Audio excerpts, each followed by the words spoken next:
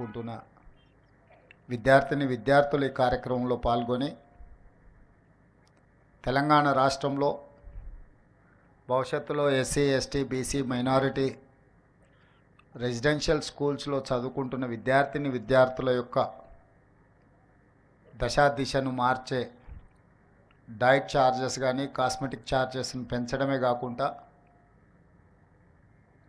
వాళ్ళలో ఉన్న నైపుణ్యాన్ని పెంపొందించి తెలంగాణ రాష్ట్ర పునర్నిర్మాణంలో వాళ్ళందరినీ భాగస్వాములను చేయాలని రాష్ట్ర ప్రభుత్వం ఈ ప్రతిష్టాత్మకమైన కార్యక్రమాన్ని రాష్ట్ర స్థాయిలో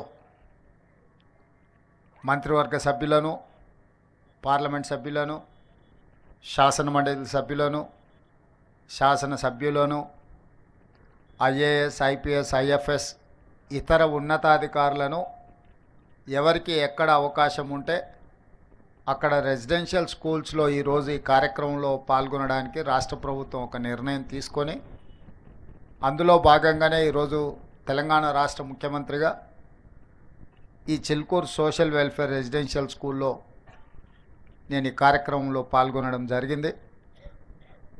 ఇక్కడికి వచ్చే వరకు ఇక్కడ ఇంత అద్భుతమైన రెసిడెన్షియల్ స్కూల్, అదేవిధంగా మల్టీ టాలెంటెడ్ స్టూడెంట్స్, వివిధ వృత్తులలో సెలెక్ట్ అయిన విద్యార్థులు వాళ్ళలో ఉన్న కళను ఇక్కడ ప్రదర్శించడం ద్వారా సోషల్ వెల్ఫేర్ రెసిడెన్షియల్ స్కూళ్ళలో మల్టీ టాలెంటెడ్ విద్యార్థులు ఉన్నారు అని చెప్పి నాకు ఒక అవగాహన, ఒక నమ్మకం, ఆత్మవిశ్వాసం కల్పించినందుకు మీ అందరికీ మనస్ఫూర్తిగా ధన్యవాదాలు తెలియజేస్తున్నా. General opinion, general perception, welfare హాస్టల్స్లో ఉండేవాళ్ళు కానీ రెసిడెన్షియల్ స్కూల్స్లో చదివే వాళ్ళకు టాలెంట్ తక్కువ ఉంటుందనో, ప్రైవేట్ స్కూళ్ళలో చదువుకునే వాళ్ళకు టాలెంట్ ఎక్కువ ఉంటుందనో ఒక అపోహ బలంగా నాటుకుపోయింది.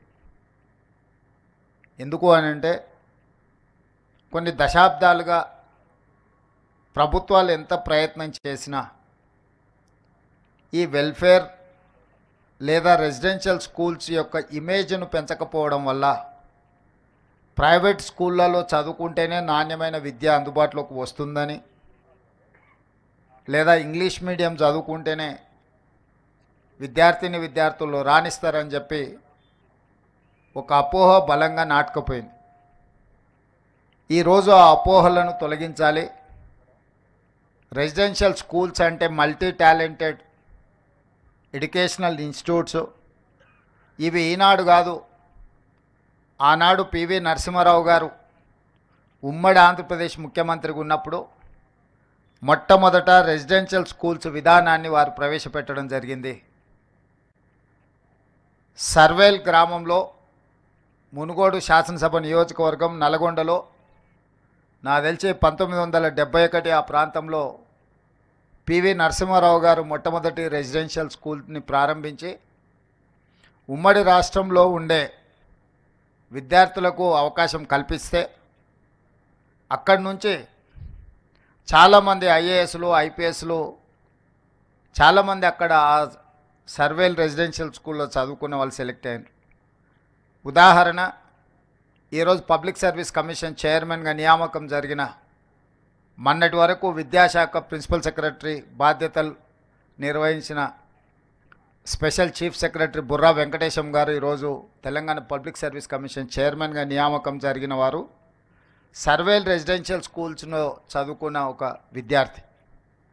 అదేవిధంగా అతనికంటే ముందు పబ్లిక్ సర్వీస్ చైర్మన్గా పనిచేసిన మహేందర్ రెడ్డి గారు తెలంగాణ రాష్ట్ర డీజీపీగా 35 సంవత్సరాల ఐపీఎస్గా ఎన్నో ప్రతిష్టాత్మకమైన పోలీస్ రిఫార్మ్స్ తీసుకొచ్చిన మహేందర్ రెడ్డి గారు కూడా సర్వేల్ రెసిడెన్షియల్ స్కూల్లో విద్యార్థి. చాలామంది ఈరోజు నవోదయ రెసిడెన్షియల్ స్కూల్స్లో కానీ కేంద్రీయ విద్యాలయాలలో కానీ రాష్ట్ర కేంద్ర ప్రభుత్వాలు నిర్వహిస్తున్న ఈ రెసిడెన్షియల్ స్కూల్స్లో చదువుకున్న వాళ్ళు చాలా గొప్పగా రాణించారు. కానీ ఒక పీరియడ్ తర్వాత ప్రైవేట్ స్కూల్స్ ప్రైవేట్ కాలేజీలతో కాంపిటీషన్ చేయాల్సిన పరిస్థితి రావడం, ఆ పరిస్థితుల్లో ప్రభుత్వం యొక్క ఫోకస్ ఈ రెసిడెన్షియల్ స్కూళ్ళ మీద తగ్గడం, తద్వారా ఈ రెసిడెన్షియల్ స్కూల్స్ ఆర్ గవర్నమెంట్ స్కూల్స్లో చదువుకునే వాళ్ళు అత్యంత నిరుపేదలు లేదా నిర్లక్ష్యానికి లోనైన వాళ్ళు మాత్రమే చదువుకుంటారని ఒక అపోహ బలంగా నాటుకుపోయింది. ఈ అపోహల నుంచి విద్యా సంస్థల్ని, ముఖ్యంగా ఎస్సీ ఎస్టీ బీసీ మైనారిటీ సామాజిక వర్గాలకు సంబంధించిన వాళ్లకు ఒక సంపూర్ణమైన విశ్వాసం నమ్మకం కలిగించాలన్న ఆలోచన రాష్ట్ర ప్రభుత్వం మేము బాధ్యత చేపట్టిన తర్వాత పలు దఫాలుగా చర్చించడం జరిగింది. దీనికి సంబంధించి ఉప ముఖ్యమంత్రి బట్టి విక్రమార్క గారు ఇతర మంత్రివర్గ సహచరులతో కమిటీ వేసి అసలు ఎలాంటి ప్రక్షాళన చేయాలి,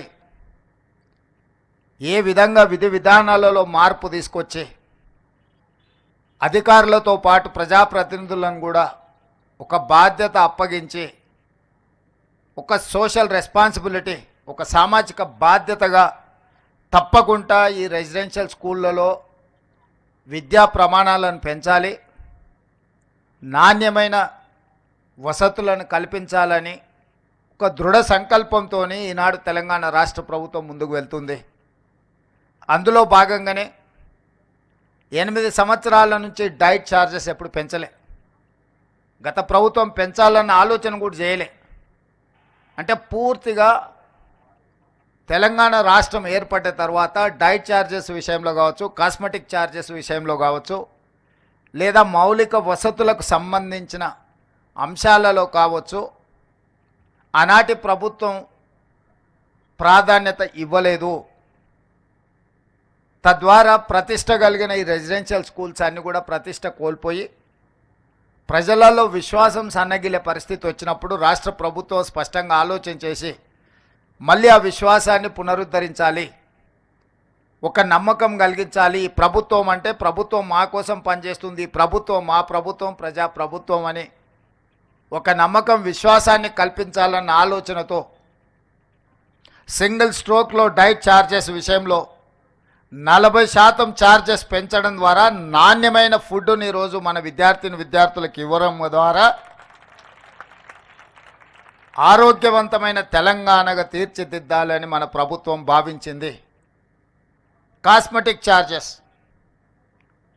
తండాలలో, గూడాలలో, మారుమూల పల్లెల నుంచి వచ్చిన పేద విద్యార్థులు కాస్మెటిక్ ఛార్జెస్ను తల్లిదండ్రులను అడగలేక బాగా ఇబ్బంది పడుతున్న సందర్భంలో ఒకసారి కాస్మెటిక్ ఛార్జెస్ గురించి మొత్తం నివేదిక తెప్పించుకుంటే 16 సంవత్సరాల క్రితం దాదాపుగా 2008-09లో కాస్మెటిక్ ఛార్జెస్ పెంచితే 16 సంవత్సరాల నుంచి ఒక్క రూపాయి కూడా పెంచలేదు. 16 సంవత్సరాలలో అసలు కాస్మెటిక్ ఛార్జెస్ ఎన్నంతలు పెరిగినాయో అసలు ఊహించలేనంత ధరలు పెరిగినాయి.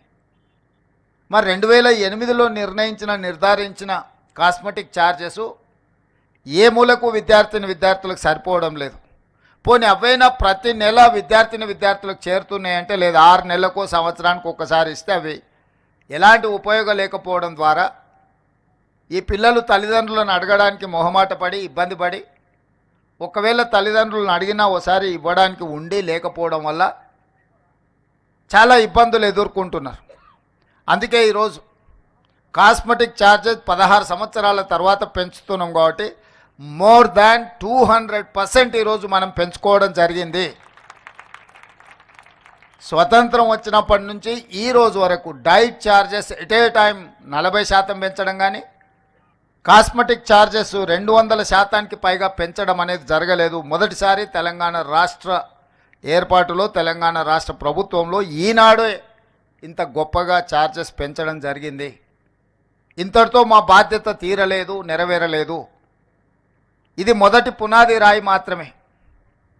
ఈరోజు నేను శాఖకు సంబంధించిన అధికారులతో పాటు బోధనా సిబ్బందికి, బోధనేతర సిబ్బందికి కొన్ని అంశాలు నేను ప్రస్తావించదలుచుకున్నా. ఈరోజు తెలంగాణ రాష్ట్రంలో దాదాపుగా 26,000 ప్రభుత్వ పాఠశాలలు రెసిడెన్షియల్ స్కూల్స్ ఉన్నాయి 26,000 ప్లస్. 26,000 పాఠశాలలలో విద్యార్థులు చదువుకుంటున్నది 23 లక్షల మంది. అదే ప్రైవేట్లో 11,000 పాఠశాలలు ఉంటే 11,000 ప్రైవేట్ పాఠశాలలలో ఈరోజు 33 లక్షల మంది విద్యార్థులు చదువుకుంటున్నారు. నేను సూటిగా మా ప్రభుత్వ టీచర్లను నేను అడుగుతున్నా, ప్రైవేట్ స్కూల్స్లో చదువులు చెప్తున్న వాళ్ళు మీకంటే ఎక్కువ విద్యా ప్రమాణాలు ఉన్నవాళ్ళ, మీకంటే వాళ్ళకి ఏమైనా జీతభత్యాలు ఎక్కువ ఉన్నాయా? మీ స్కూల్స్లో ఉన్న మౌలిక వసతుల కంటే ప్రైవేట్ స్కూళ్ళలో ఎక్కువ ఏమైనా ఉన్నాయా? మరి ఎందుకు 26,000 ప్రభుత్వ పాఠశాలలలో 23 లక్షల మంది విద్యార్థులు చదువుకుంటే 11,000 ప్రైవేట్ పాఠశాలల్లో 33 లక్షల మంది విద్యార్థులు చదువుకుంటున్నారు? గ్రామాలలో పేదవాళ్ళు కూలికి పోయి అయినా సరే కూడబెట్టి పిల్లల్ని ప్రైవేట్ పాఠశాలలకు పంపించాలి, ఇంగ్లీష్ మీడియంలో చదివించాలని వాళ్ళు నానా తాపత్రయపడుతున్నారు. నిజంగా మనందరి బాధ్యత ప్రభుత్వ పాఠశాలలో నాణ్యమైన విద్యను అందించడం ద్వారా ఈ పిల్లల్ని డాక్టర్లుగా, లాయర్లుగా, ఇంజనీర్లుగా వివిధ సబ్జెక్ట్స్లో వీళ్ళని నిపుణులుగా తయారు చేసి ఈ దేశ సంపదగా వీళ్ళని మారుస్తే ఈ రాష్ట్ర భవిష్యత్తు కాదు, ఈ దేశ భవిష్యత్తు, ప్రపంచానికి విజ్ఞానాన్ని అందించగలిగిన శక్తి మన విద్యార్థులకు ఉంది. ఈరోజు అమెరికాలో ఉండే సిలికాన్ వ్యాలీకి వెళ్తే మన తెలుగు వాళ్ళు 60% ఉంటారు. ఈ మల్టీ టాలెంటెడ్ స్టూడెంట్స్ని మీరు ఎందుకు గవర్నమెంట్ రెసిడెన్షియల్ స్కూల్స్లో, ఎందుకు గవర్నమెంట్ స్కూల్స్లో నుంచి మనం ప్రొడ్యూస్ చేయలేకపోతున్నాము? ఎందుకు వెనుకబడుతున్నాము? మనం ఎందుకు ఆత్మ పరిశీలన చేసుకోకూడదు? మనం ఎందుకు ఇది మన బాధ్యత అని మనం ఆలోచన చేయకూడదు? అది ప్రభుత్వంలో ఉన్న మా నుంచి మొదలు పెడితే వివిధ శాఖలలో వివిధ హోదాలలో పనిచేస్తున్న అధికారుల వరకు, అదేవిధంగా బోధనా సిబ్బంది వరకు ఇది మన బాధ్యత కాదా? ఈరోజు మనం ఆ పిల్లలను వాళ్ళకు సరైన విధంగా వసతులు కల్పించకపోతే మనం సమాజానికి చేస్తున్న ద్రోహం కాదా? ఈరోజు వెల్ఫేర్ డెవలప్మెంట్ 2 కళ్ళ లాంటివి, కానీ వెల్ఫేర్లో పెట్టేది ప్రతి పైసా ఖర్చు కాదు. ముఖ్యంగా విద్యాశాఖ మీద, విద్యార్థుల మీద మనం పెడుతున్న పెట్టుబడి ఖర్చు కాదు, అది భవిష్యత్తు కోసం పెట్టుబడి. భవిష్యత్తు పునర్నిర్మాణంలో తెలంగాణ రాష్ట్రం అభివృద్ధి సాధించాలి అని అంటే అది పెట్టుబడిగా చూడాలి. ఈరోజు మన వెల్ఫేర్ హాస్టల్స్లో వాళ్ళ కోసం విద్యార్థులకు ఇస్తున్న డైట్ ఛార్జెసో, లేకపోతే కాస్మెటిక్ ఛార్జెసో, లేదా ఇన్ఫ్రాస్ట్రక్చర్ మీద అవి స్టేడియంలు కావచ్చు, వాళ్ళకున్న వసతులు కావచ్చు. చాలాసార్లు టీవీలలో, పేపర్లలో చూస్తుంటాం, వందలాది మంది విద్యార్థులు ఉంటారు, 4 టాయిలెట్స్ ఉన్నాయని పెద్ద క్యూ చూపిస్తుంటారు. లేకపోతే తాగడానికి నీళ్లు లేవు, నీళ్ళు ఎక్కడికే వెళ్ళి మధ్యాహ్నం లంచ్ టైంలో వాళ్ళు నానా ఇబ్బంది పడుతున్నారు.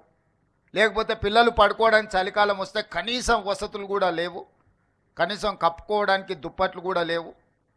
పాఠశాల ప్రారంభోత్సవ రోజుల్లోనే వాళ్ళకు స్కూల్ డ్రెస్సెస్ కానీ, లేకపోతే టెక్స్ట్ బుక్కులు కానీ ఇతర ఇవ్వడం లేదు అని మనం ఇప్పటికీ టీవీలలో, పేపర్లలో చూస్తున్నాం.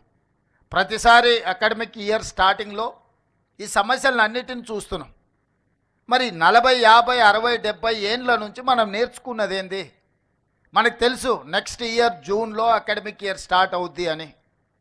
మరి జూన్లో స్కూల్స్, కాలేజీలు స్టార్ట్ అవుతున్నాయంటే మనం 1 సంవత్సరం ముందు నుంచే నెక్స్ట్ ఫైనాన్షియల్ ఇయర్కి ప్రణాళిక చేసుకొని ఏ విధంగా వాళ్ళకు స్కూల్ డ్రెస్ల నుంచి మొదలు పెడితే వాళ్ళకి పాఠ్యపుస్తకాల వరకు విత్ ఇన్ ద టైం అందించాలి అన్న ఆలోచన మనం ఎందుకు ప్రణాళికబద్ధంగా చేసుకోలేకపోతున్నాము?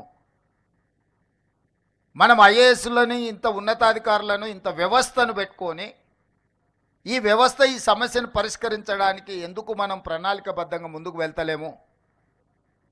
ఇది ప్రభుత్వ పరంగా మనం ఆత్మ పరిశీలన చేసుకోవాల్సిన అవసరం ఉన్నది. పిల్లలు అకాడమిక్ ఇయర్ స్టార్ట్ అయినాక పుస్తకాలు రాకపోతే 6 నెలల తర్వాత మనం ఇస్తే ఏం ప్రయోజనం? ఆ స్కూల్ పిల్లలకి ఇవ్వాల్సిన స్కూల్ డ్రెస్సులు విత్ ఇన్ ద టైం ఇవ్వకపోతే వాటి ప్రయోజనం ఏంది? ఇట్లాంటి సమస్యల్ని, ప్రతి సంవత్సరం వచ్చే సమస్యలు, శాశ్వతంగా వీటికి ఒక పరిష్కారం చూపించాల్సిన బాధ్యత పాలకుల మీద, ప్రభుత్వం మీద, ఉన్నత అధికారుల మీద ఉన్నది. ఈ బాధ్యత నుంచి మనం తప్పించుకోలేము, ఈ బాధ్యత నుంచి మనం పారిపోలేము. ఈ బాధ్యతను సామాజిక బాధ్యతగా మనం తీసుకోవాల్సిన అవసరం ఉన్నది. అదేవిధంగా నిన్న మనం చాలా హాస్టల్స్ వీటిలో ఫుడ్ పాయిజన్ అయినట్టు పిల్లల్ని హాస్పిటల్కు తీసుకెళ్ళి ఈ మధ్యకాలంలోనే ఒక అమ్మాయి చనిపోవడం అనేది ఆ తల్లిదండ్రులకు ఎంత బాధ ఉంటుంది. ఆర్థిక పరిస్థితి బాలేకపోవడం వల్ల తల్లిదండ్రులు వాళ్ళ పిల్లల్ని హాస్టల్స్లో పెడుతున్నారు, కానీ వాళ్ళ పిల్లల మీద ప్రేమ లేక కాదు కదా.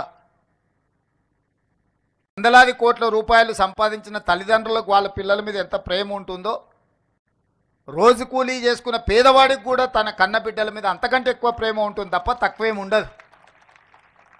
శ్రీమంతులకు వాళ్ళ పిల్లల పట్ల ఎక్కువ ప్రేమ ఉంటుంది, పేదలకు ప్రేమ తక్కువ ఉంటుంది అన్న భావన సరైనది కాదు. మరి వాళ్ళ పిల్లలు మనల్ని నమ్మి, ఈ ప్రభుత్వాన్ని నమ్మి, ఈ సిబ్బందిని నమ్మి ఈ రెసిడెన్షియల్ స్కూల్స్లో వాళ్ళ పిల్లలను చేర్పిస్తే వాళ్ళ సంక్షేమము, వాళ్ళ యోగక్షేమాలు మనం సరైన విధంగా చూడకుండా నిర్లక్ష్యం చేస్తే ఆ పిల్లలు చనిపోతే ఆ బాధ్యత ఎవరు తీసుకోవాలి? ఇది మన గౌరవం, మన ప్రతిష్టను పెంచేదా, లేకపోతే మన గౌరవ ప్రతిష్ట మసకబారేదా? ఈరోజు మనందరం ఆత్మ పరిశీలన చేసుకోవాలి. ఇట్లాంటి సంఘటనలు పునరావృతం కాకుండా చూసుకోవాల్సిన బాధ్యత ప్రభుత్వం మీద ఉన్నది, సిబ్బంది మీద ఉన్నది. కొన్నిసార్లు మనం ఏదైనా డైట్ విషయంలో లేకపోతే మౌలిక వసతుల విషయం మాట్లాడితే మాకు 6 నెలలు 8 నెలలు బిల్లులు రావడం లేదు, కిరాణా కొట్టుల్లో మేము అప్పు తెచ్చి నడిపిస్తున్నాం, 8 నెలలు మేము మా అప్పులకు మిత్తిలు కట్టాలంటే మేము ఎక్కడో ఒక దగ్గర నాణ్యత తగ్గించాల్సిందే అన్నట్టుగా చర్చలు వస్తున్నాయి. అందుకే ఈనాడు ప్రభుత్వం స్పష్టంగా నిర్ణయం తీసుకున్నది, ఎవ్రీ మంత్ 10th లోపల గ్రీన్ ఛానల్ ద్వారా అన్ని నిధులు ఈ రెసిడెన్షియల్ స్కూల్స్కి, హాస్టల్స్కి, కాలేజెస్కి సంబంధించిన ప్రతి రూపాయి 10 తారీఖు లోపల గ్రీన్ ఛానల్ అడగాల్సిన పని లేకుండా స్ట్రైట్గా వాళ్ళ ఖాతాలకు పోయే విధంగా, అది డైట్ ఛార్జెస్ కావచ్చు, కాస్మెటిక్ ఛార్జెస్ కావచ్చు, ఇతర విద్యా సంస్థల నిర్వహణకు సంబంధించిన నిధులు ప్రతి నెల 10 తారీఖు లోపల ఆటోమేటిక్గా విడుదలయ్యేటట్టు ఈ మధ్యనే ఆర్థిక శాఖ మంత్రి గారికి, అధికారులకు నేను ఆదేశాలు ఇవ్వడం జరిగింది. ప్రతి నెల నేనే స్వయంగా పర్యవేక్షించి మీకు చేరడానికి అవసరమైన అన్ని నిర్ణయాలు తీసుకోవాలని ఈరోజు ప్రభుత్వం నిర్ణయించింది. అదేవిధంగా గతంలో మీ స్కూల్ డ్రెస్లు ఎవరో ప్రైవేట్ కంపెనీలకు ఇస్తే వాళ్ళు సెప్టెంబర్, అక్టోబర్ వస్తే కూడా అప్పుడప్పుడు డిసెంబర్ వరకు కూడా కొన్ని విడతలుగా స్కూల్ డ్రెస్సులు ఇచ్చేవాళ్ళు. ఆ విధానాన్ని మార్చి సెల్ఫ్ హెల్ప్ గ్రూప్ మహిళా సంఘాలకు ఈ స్టిచ్చింగ్ బాధ్యత మొత్తం రాష్ట్రంలో ఉండే 65 లక్షల మంది మహిళా సంఘాలకు పాఠశాల పిల్లల యొక్క డ్రెస్సులు కుట్టే బాధ్యత వాళ్ళకిచ్చి 25 రూపాయలు ఉన్నదాన్ని 75 రూపాయలకు పెంచి ఈరోజు వాళ్ళందరికీ ఇవ్వడం ద్వారా మొన్నటి స్కూల్స్ ప్రారంభం రోజే ఒక్కొక్క జత ఆ రోజే మొదటి రోజే వాళ్ళందరికీ కూడా ఇవ్వడం జరిగింది. వాళ్ళ బట్టలు వాళ్ళకి అందుబాటులో ఇవ్వడమే కాకుండా టెక్స్ట్ బుక్కులు కూడా మొదటి రోజే ఇచ్చే విధంగా మన ప్రభుత్వం వచ్చినాక చర్యలు చేపట్టింది. ఇదే కాకుండా ఈరోజు రైతులకు ఉచితంగా కరెంట్ ఇస్తున్నాం, పేదవాళ్ళకి ఇంటికి 200 యూనిట్లు ఉచితంగా కరెంట్ ఇస్తున్నాం. మరి రైతుకు వ్యవసాయానికి 24 గంటలు ఉచితంగా కరెంట్ ఇచ్చి పేదవాడి ఇంటికి 200 యూనిట్లు ఉచితంగా కరెంట్ ఇచ్చినప్పుడు చదువుకునే విద్యార్థులకు పాఠశాలల్లో ఉచిత కరెంటు ఎందుకు ఇవ్వకూడదు? వాళ్ళ కంప్యూటర్స్ ఇచ్చినా, వాళ్ళకి ఇతర ఏ ఎక్విప్మెంట్ ఇచ్చినా పాఠశాలలలో కరెంటు బిల్లులు కట్టకపోవడం వల్ల, కరెంటు లేకపోవడం వల్ల వాటిని ఉపయోగించలేకపోతున్నారు. అందుకే రాష్ట్ర ప్రభుత్వం స్పష్టంగా నిర్ణయం తీసుకొని ఆల్ రెసిడెన్షియల్ ఆర్ గవర్నమెంట్ స్కూల్స్కి అంతా ఉచితంగా కరెంట్ ఇవ్వండి అని ఆదేశాలు ఇచ్చినాము. ఈరోజు ప్రభుత్వ ఆధ్వర్యంలో నిర్వహిస్తున్న ఏ స్కూల్స్ కానీ, కాలేజీలు కానీ ఏవైనా ₹1 కూడా కరెంటు బిల్లు కట్టాల్సిన అవసరం లేదు. వాళ్ళకు ఉచిత కరెంటు ఇవ్వడం ద్వారా వాళ్ళ విద్యా ప్రమాణాలు పెంచాలి అని చెప్పి ఈరోజు స్పష్టంగా మన ప్రభుత్వం నిర్ణయం తీసుకున్నది.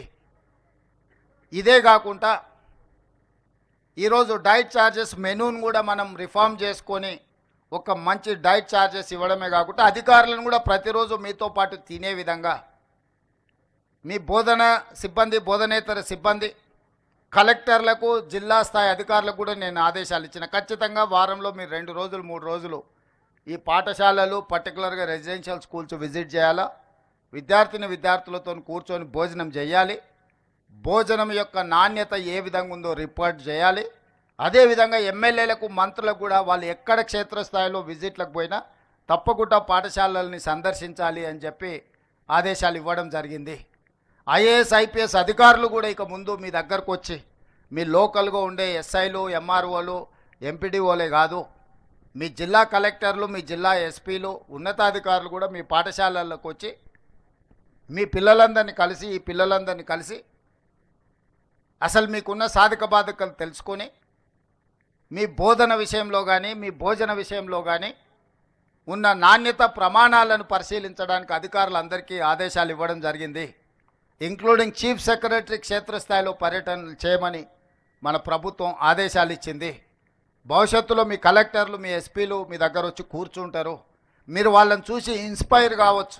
ఐఏఎస్, ఐపీఎస్లు అయితే ఏ రకంగా మీరు రాణించవచ్చో, భవిష్యత్తులో మీకు ఒక రోల్ మోడల్ ఉండాలి అని అంటే ప్రజాప్రతినిధులతో పాటు ఉన్నతాధికారులు కూడా మీ హాస్టల్స్ మీ దగ్గరికి వస్తే ఖచ్చితంగా వాళ్ళందరూ కూడా మిమ్మల్ని ఇన్స్పైర్ చేసే అవకాశం ఉంటుంది. వాళ్ళకు కూడా అందుకే ఆదేశాలు ఇచ్చినాం.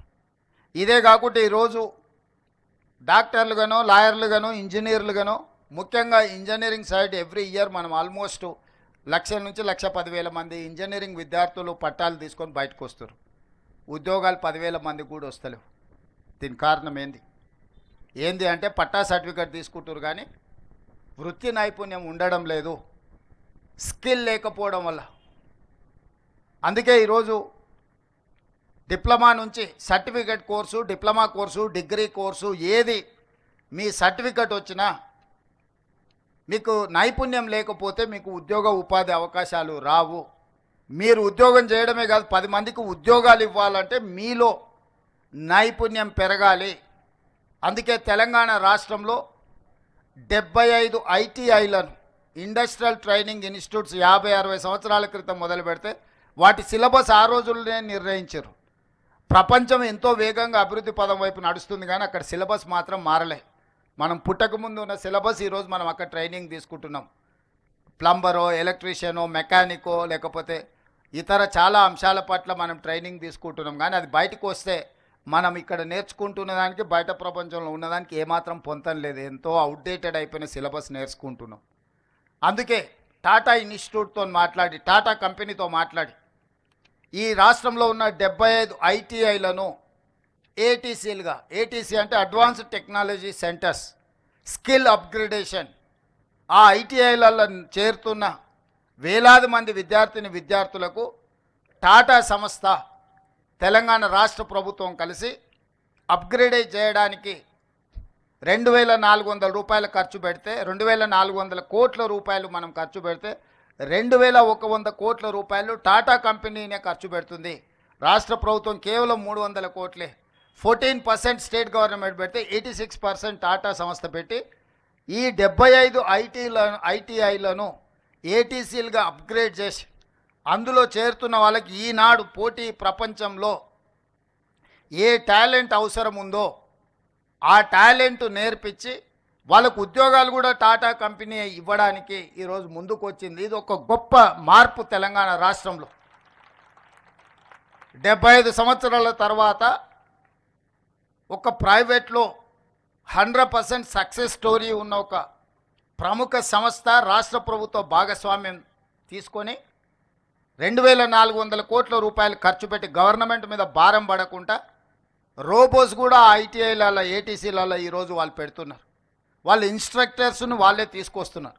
మన దగ్గర ఉన్న ఇన్స్ట్రక్టర్లకు కూడా వాళ్ళే ట్రైనింగ్ ఇస్తున్నారు. ఈ రకంగా ఈరోజు మనం ఐటీఐలను అప్గ్రేడ్ చేసుకొని వేలాది మంది తెలంగాణ యువతకు వృత్తి నైపుణ్యం నేర్పించి శిక్షణ ఇవ్వడం ద్వారా ఉద్యోగ అవకాశాలు కల్పిస్తున్నాము. మీరు వెనక్కి వెళ్ళి మీ గ్రామాలకు వెళ్ళినప్పుడు మీ అన్నలకు, మీ కుటుంబ సభ్యులకు స్పష్టంగా చెప్పండి, ఈరోజు ఐటీఐలో చేరితే 100% మీకు ఉద్యోగం వస్తుంది. చేరడం ద్వారా మనం మన భవిష్యత్తుని తీర్చిదిద్దుకోవాలి. ఆ సర్టిఫికెట్ కోర్సులు చదవడం ద్వారా మీకు కనీసం నెలకు 30,000 40,000 సంపాదించుకునే అవకాశం ఉంది. అదేవిధంగా ఇంజనీరింగ్ కాలేజీలలో చేరుతున్న వాళ్ళకు కూడా 4 ఇయర్స్ డిగ్రీ ఉంటే 4 ఇయర్స్ వాళ్ళు థియరీలే చదువుకుంటున్నారు. చదువు అయిపోయిన తర్వాత బయటకు వస్తే ప్రాక్టికల్ ఎక్స్పీరియన్స్ లేకపోవడం వల్ల ఉద్యోగ అవకాశాలు రావడం లేదు. అందుకే ఈరోజు ఇంజనీరింగ్ కాలేజీలలో ఉన్న సిలబస్ని కూడా 2 సంవత్సరాలు వాళ్ళు థియరీ నేర్చుకుంటే 2 సంవత్సరాలు ప్రాక్టికల్గా కంపెనీస్లకి వెళ్ళి పెద్ద పెద్ద మల్టీనేషనల్ కంపెనీలలో వాళ్ళు పోయి శిక్షణ పొందే విధంగా ఆ టైంలో వాళ్ళకి ఆ సంస్థలు కూడా స్టైఫండ్ ఇచ్చే విధంగా ఈరోజు మనం కంప్లీట్గా సిలబస్ విధానాన్ని మార్చుకొని ఇంజనీరింగ్ గ్రాడ్యుయేట్స్ను కూడా సాంకేతికంగా వాళ్ళ నైపుణ్యం పెంచి ఈరోజు వాళ్ళను కూడా నిష్ణాతులుగా తయారు చేయడానికి ఈరోజు మన ప్రభుత్వం ఒక నిర్ణయం తీసుకుంది.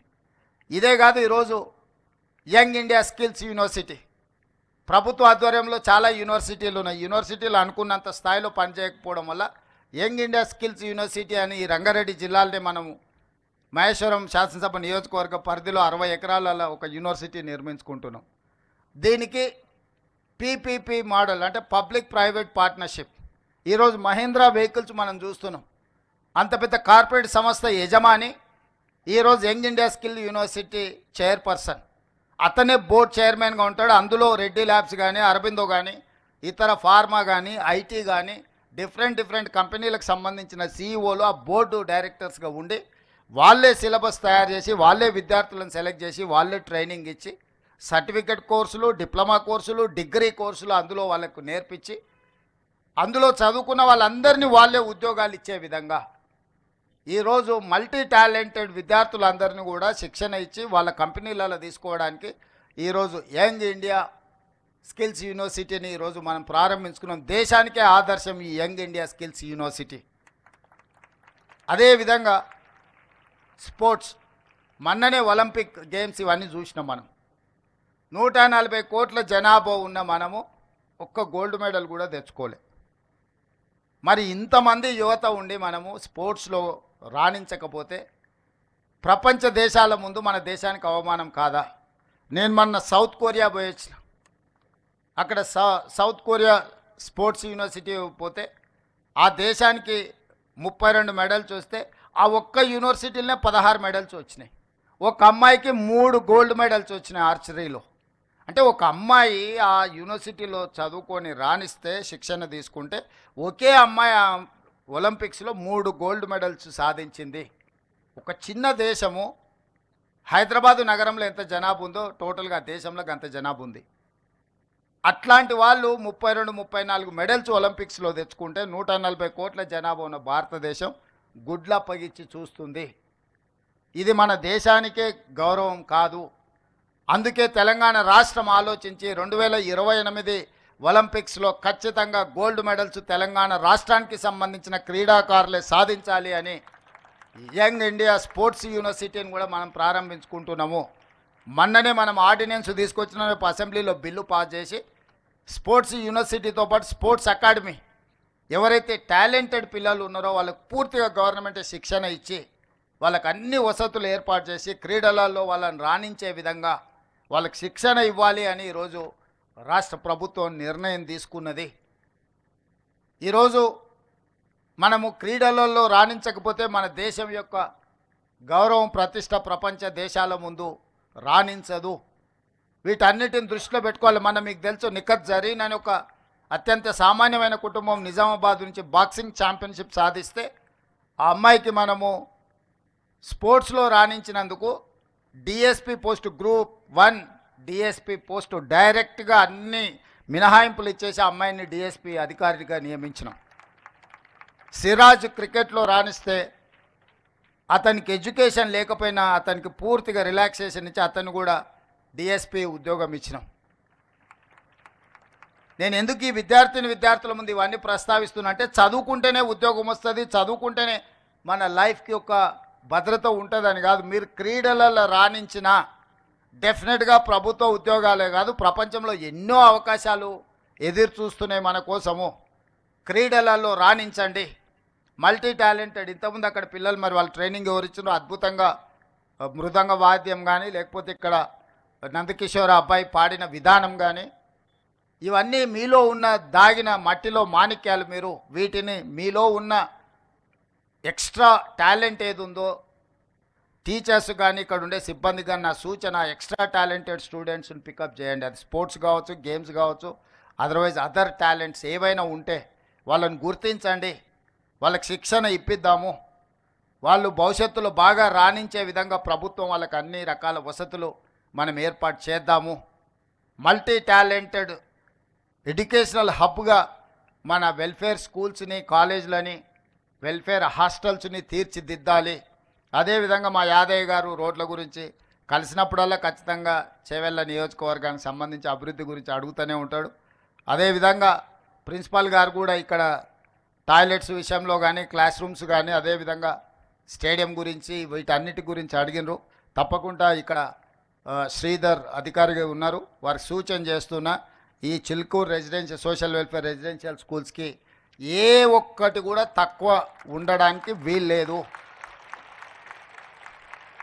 ఎనీ అదర్ కార్పొరేట్ స్కూల్తోని మనం కాంపిటీట్ చేయాలి. దీనికి కావాల్సిన అన్ని అంశాలను 360 degrees మీరు పరిశీలించి అన్ని ప్రతిపాదనలు తీసుకొని రండి. మనం తక్షణమే వీళ్ళకు మంజూరు చేద్దాము. ఒక మంచి వాతావరణం, ఒక గుడ్ అట్మాస్ఫియర్. 1987లో మొదలైన ఈ స్కూల్ని ఇప్పుడు మనం అప్గ్రేడ్ చేసుకోవాల్సిన అవసరం ఉన్నది. ఈరోజు ప్రపంచంతో పోటీ పడే విధంగా ఎలాంటి మౌలిక వసతులు ఉండాలనో దానికి సంబంధించి అన్ని రకాల ప్రతిపాదనలు తీసుకురండి. ఈరోజు ఇవే కాదు, SC, ST, BC, minority schools ఏవైతే ఉన్నాయో చాలా వరకు మంజూరైనా కానీ ఎవ్వరికీ ఎలాంటి వసతులు లేవు. పోల్ట్రీ ఫార్మ్స్ బంద్ అయితే అందులోనో, లేకపోతే ఎవరైనా దివాలా తీసిన కాలేజీలు ఉంటే అందులోనూ ఈ రెసిడెన్షియల్ స్కూల్స్ నడుపుతున్నారు. దాంతో బాగా ఇబ్బంది ఎదుర్కొంటున్నారు. అందుకే young India integrated residential schools అని ఒక నూతన విధానం, దేశంలో ఎక్కడ లేని విధానం మనం తీసుకొచ్చినాం. చేవెళ్ళకు కూడా అది ఇస్తున్నాం. అంటే ప్రతి నియోజకవర్గంలో 25 ఎకరాలలో 120 నుంచి 150 కోట్ల వరకు పెట్టుబడి పెట్టి ఒక అద్భుతంగా కార్పొరేట్ స్కూల్స్ లెవెల్లో ఇన్ఫ్రాస్ట్రక్చర్ ఇచ్చి ఎస్సీ, ఎస్టీ, బీసీ, మైనారిటీ పిల్లలందరూ 2000 నుంచి 2500 మంది విద్యార్థులు ఒకే దగ్గర చదువుకునే విధంగా ఈరోజు మౌలిక వసతులు ఏర్పాటు చేయడానికి రాష్ట్ర ప్రభుత్వం నిర్ణయం తీసుకున్నది. అందుకే విద్యాశాఖ నా దగ్గర పెట్టుకున్నా. స్వయంగా ముఖ్యమంత్రిగా నేనే పర్యవేక్షిస్తున్న వీటన్నిటినీ. Young India integrated residential schools కావచ్చు, యంగ్ ఇండియా స్కిల్స్ యూనివర్సిటీ కావచ్చు, యంగ్ ఇండియా స్పోర్ట్స్ యూనివర్సిటీ కావచ్చు, ఆల్ వెల్ఫేర్ రెసిడెన్షియల్ స్కూల్స్ వీటన్నిటిని నేనే ప్రత్యక్షంగా పర్యవేక్షించి వీటిని పూర్తిగా కోల్పోయిన ప్రతిష్టను మళ్ళీ సాధించుకునే వరకు మనందరం కష్టపడి పనిచేయాలని చెప్పి ముఖ్యమంత్రి దగ్గర ఉంటేనే అధికారులు గౌరవంతోనో, భయంతోనో, సామాజిక బాధ్యతతోనో పనిచేస్తారన్న ఆలోచనతోని ఈరోజు మంచి అధికారులను నియమించడం జరిగింది. ఆ అధికారులందరికీ కూడా నా సూచన, ఇది మన బాధ్యత. ఈ పిల్లలు మన పిల్లలు, వీళ్ళు ఎవరో కాదు, వాళ్ళు అనాథలు కాదు. వాళ్ళు ఈ ప్రభుత్వం, ఈ రాష్ట్రం యొక్క సంపద. ఈ సంపదను తీర్చిదిద్దినప్పుడే ఈ తెలంగాణ పునర్నిర్మాణం అనేది వేగంగా మనం సాధించగలుగుతాము. ఈ యువతను మనము తెలంగాణ పునర్నిర్మాణంలో భాగస్వాములను చేయాలంటే నాణ్యమైన విద్యతో పాటు నాణ్యమైన శిక్షణ వీళ్ళకి ఇవ్వాలి. నాణ్యమైన మౌలిక వసతులను ఏర్పాటు చేయాల్సిన అవసరం మన అందరి మీద ఉన్నది. దానికి సంపూర్ణంగా ఎన్ని వేల కోట్ల రూపాయలని ఈసారి విద్యాశాఖకు 21,000 కోట్ల రూపాయలు కేటాయించినము. భవిష్యత్తులో ఇంకా నిధులు పెంచుతాము. ఇది ఖర్చు కాదు, భవిష్యత్ తరాలను నిర్మించడానికి పెడుతున్న పెట్టుబడి. ఈ పెట్టుబడి తెలంగాణను బలోపేతం చేస్తుంది, తెలంగాణను అభివృద్ధి పదం వైపు నడిపిస్తుంది, తెలంగాణ ప్రతిష్టను నిలబెడుతుంది. ఈరోజు ఈ వెల్ఫేర్ రెసిడెన్షియల్ స్కూల్స్, కాలేజెస్ మీద పెడుతున్న పెట్టుబడి మనం ఖర్చుగా చూడొద్దు, దీన్ని భవిష్యత్ తరాల పెట్టుబడిగా చూడాలి. అందుకే ఈ బాధ్యత, ఈ రెస్పాన్సిబిలిటీ నేనే తీసుకున్నా, నేనే స్వయంగా పర్యవేక్షిస్తా. భవిష్యత్తులో నేను కూడా ఎక్కడికి వెళ్ళినా రెసిడెన్షియల్ స్కూల్స్ విజిట్ చేస్తా, పిల్లలతో ఇంటరాక్ట్ అవుతా, మీ నాణ్యమైన భోజనం ఏ విధంగా ఉందో పరిశీలిస్తా. ఎవరైనా ఎక్కడైనా తప్పిదాలకు పాల్పడితే ఖచ్చితంగా వాళ్ళను శిక్షిస్తాము. మీరు స్పష్టంగా గుర్తుపెట్టుకోండి. ఎవరైతే బాధ్యత ఉందో, నేను విద్యార్థులకు కూడా మీరు మెస్ కమిటీలాగా పెట్టుకోండి. నేను అధికారులకు కూడా సూచన చేస్తున్నా. ఇదే విద్యార్థులను ఒక మెస్ కమిటీగా పెడితే వండే కాడ నుంచి వడ్డించే వరకు ఈ పిల్లలే స్వయంగా పర్యవేక్షించిండ్రు అనుకో, వాళ్ళ కోసం వండే వంట నాణ్యత ఉందా లేదా, వాళ్ళ కోసం వడ్డించే భోజనం నాణ్యత ఉందా లేదా అనేది పరిశీలించుకునే అవకాశం వాళ్ళకే ఇస్తే వాళ్ళు మానిటరింగ్ చేసుకుంటారు. ఎక్కడైనా తప్పిదం జరిగితే వాళ్ళే సరిదిద్దుకునే అవకాశం ఉంటుంది. కాబట్టి ఆల్ రెసిడెన్షియల్ స్కూల్స్లో నేను అధికారులకు సూచన చేస్తున్నా, మెస్ మేనేజ్మెంట్ కమిటీలను విద్యార్థుల నుంచి ఒక కమిటీని ఫామ్ చేసి వాళ్ళ నుంచే కొంతమందిని వంట వండే కాడ నుంచి పరిశీలించడానికి పెట్టుకుంటే వాళ్ళే సూపర్వైజ్ చేసుకుంటారు. వాళ్ళకు కూడా ఒక అవగాహన పెరుగుతుంది.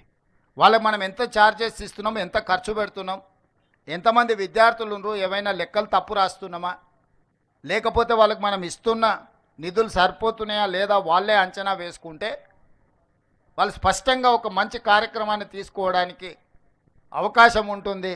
మెస్ మేనేజ్మెంట్ కమిటీలలో కూడా ఈ పిల్లల్నే భాగస్వాములను చేసి ఆ కమిటీలుగా వేయాల్సిందిగా అధికారులకు ఆదేశాలు ఇస్తూ మీ అందరికీ మరొక్కసారి ఇప్పటివరకు ఇక్కడ మీ నైపుణ్యాన్ని ప్రదర్శించిన విద్యార్థులకు అదేవిధంగా నిఫ్ట్లో కానీ లేకపోతే ఇతర డాక్టర్స్గా మీ ఇతర IIT IITలో సెలెక్ట్ అయిన విద్యార్థులకు అందరికీ శుభాకాంక్షలు తెలియజేస్తూ మీ అందరి దగ్గర సెలవు తీసుకుంటున్నా. ధన్యవాదాలు మిత్రులారా.